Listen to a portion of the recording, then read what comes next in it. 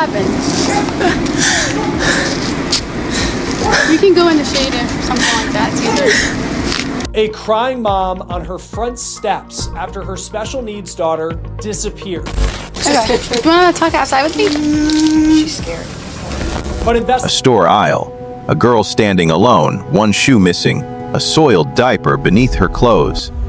A jacket streaked with something she couldn't explain because she couldn't speak at all. We have some very sad, newly released body camera video out of Florida, and I will warn you, it was not easy to watch. A mom reported her 13-year-old autistic daughter missing. But with what's being alleged in this case, that young girl may have... No one in that Florida store knew her name. Now, in this body camera video, you have an officer with the Leesburg, Florida Police Department that is called to this store because there's a girl who appears to be nonverbal, who is alone, and some of the Good Samaritans inside are trying to figure out where she came from. According to... No one knew where she'd come from. A store employee later confirmed she'd seen this same girl 2 days earlier. That time with a woman believed to be her mother. And that time, too, the diaper had been soiled. According to court records, that girl had one shoe on. She was wearing a soiled diaper. She had a jacket with her that appeared to be covered in feces, and no parents were on site. A store manager says actually the same girl, her name's been redacted, was at their location 2 days prior. In that case, it appeared that she was with her mom, but in that case again, that girl appeared to have a soiled diaper. But on this day, the officers trying... But on this day, there was no adult with her. Just a 13-year-old, nonverbal and autistic, standing among strangers who had no idea what to do. All right. Do you have a name? Can you tell me anything like that? Can you come over here? Hey, come on this way. Come here. This way's okay. You want to come in over here and just talk to me?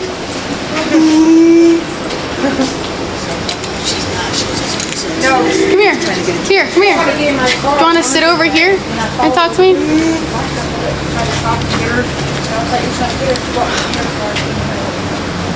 So you don't know her? No, they said they saw her here. You want to talk to me right here? 29 these words.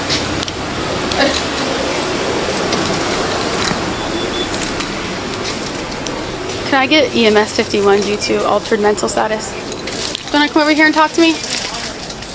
What's going on? Where'd you come from? Come here. Okay, so... Come here.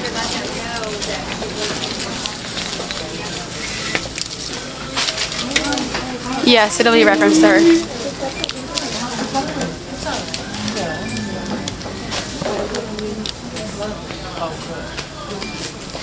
Can you tell me where you came from?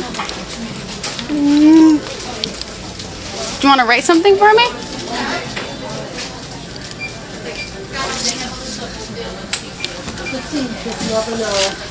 What's going on? You okay? Well, they're here now. Police were called. An officer tried, patiently and repeatedly, to get the girl to respond, to sit, to write something down, to indicate where she'd come from. She gave nothing back. Eventually, paramedics were requested for what was described as an altered mental status, and she was taken to a hospital for evaluation. Now, as police try to piece together what happened at the store, they receive a 911 call from a woman named Amy Evans. She is the girl's mom. She says that her daughter went missing from a home about an hour earlier. She says that she went into the shower, and when she got out... The identity of the girl remained unknown until a 911 call came in from a woman named Amy Evans. Evans told dispatchers her daughter had vanished from a home roughly a mile from the store, sometime in the previous hour. She said she'd gone to shower, and when she returned, the girl was simply gone. According to Evans, she and her daughter had come to visit her boyfriend. The girl had been asleep. The boyfriend was in the kitchen making breakfast. You can go in the shade or something like that. I was trying to visit my boyfriend and she was asleep. Who was? My boyfriend, he was in the kitchen trying to make breakfast and I went to go take a shower. When I go back, she's gone. I tried to keep the gate locked. So, Evans went to shower. When she came out, her daughter was no longer in the house. despite what she described as a locked door. She estimated she'd been in the shower for around 30 minutes, though she also acknowledged the possibility it was closer to an hour. So, when did you notice that she wasn't here or at your residence? I just got out of the shower, so that's like maybe 30 minutes, maybe probably less than that, because I was scrambling trying to... So, who's all home right now? My boyfriend's here.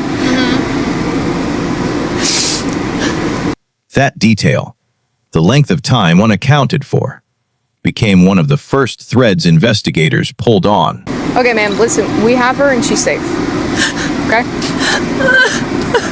She's at the hospital now, getting treatment, okay? Now, certainly the fact that the girl is safe, that she's at the hospital just being checked out, that is good news. And when officers responded to the home, they left Evans outside to speak with her directly, away from the boyfriend and a third adult who also lived there, identified as a roommate. This wasn't incidental. Separating accounts is standard investigative procedure. Get each version independently, then compare them for a child with special consistency. needs. Now, Evans appears to be very distraught in this body camera video, but in the police report, officers allege a little more context here because they say there's more to the story. They write that Evans appeared to be apprehensive, fidgeting, leaning excessively, and they say she would zone out during the conversation they had with her. And they do write in the report that she may have been under the influence of narcotics. Now, at this point, What officers documented next, according to court records, went beyond a simple missing child report. They noted Evans appeared apprehensive, fidgeted, leaned excessively, and seemed to drift out of the conversation at points. Observations that led them to write, she may have been under the influence of narcotics, though no drug charges were filed in connection with that assessment. Investigators also noted something more specific. Outside of her initial emotional reaction on the front steps of the home, Evans reportedly showed little visible distress afterward. She could not produce a recent photo of her daughter. The most recent one she had was roughly a year old, and she told officers her daughter had become nonverbal and autistic, out of the blue. A description that, on its own, raised questions for investigators about the girl's medical history and what documentation, if any, existed to support it. narcotics. Now, at this point, Evans is not facing any drug charges in this case. Police say, other than this interaction, when you saw her so emotional on the front steps of her home, after that, they say she didn't really show any emotion. They say that Evans couldn't provide a picture of her daughter other than one from roughly a year prior. She also allegedly said that her daughter became nonverbal and autistic, quote, out of the blue. Police say Evans... The roommate offered a different picture entirely. She told police she'd watched Evans and the boyfriend search for the girl, but that Evans hadn't appeared concerned for the girl's welfare, that it was Evans herself who instructed the others to call 911, rather than doing so immediately.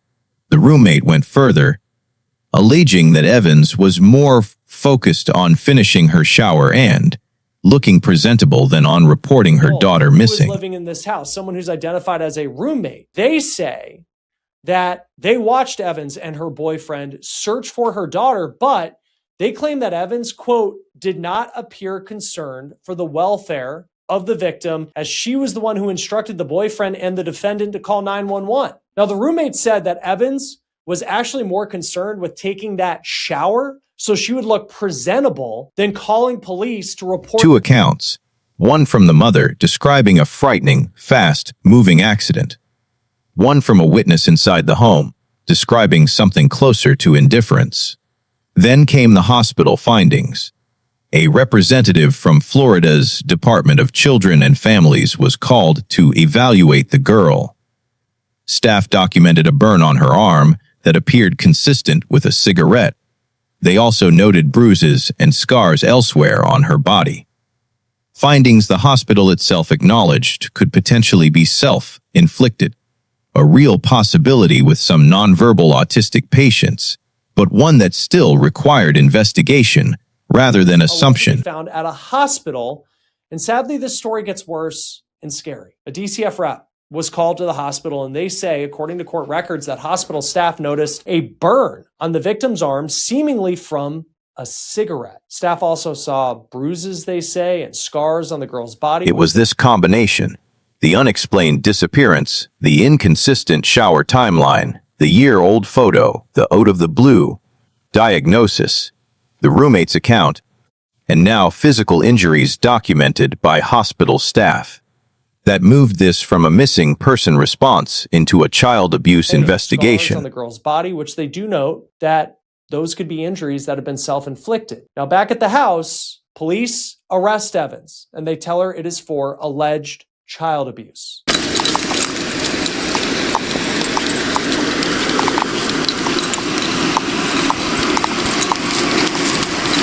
You can just talk behind the car. I mean, whatever's easier. Right here.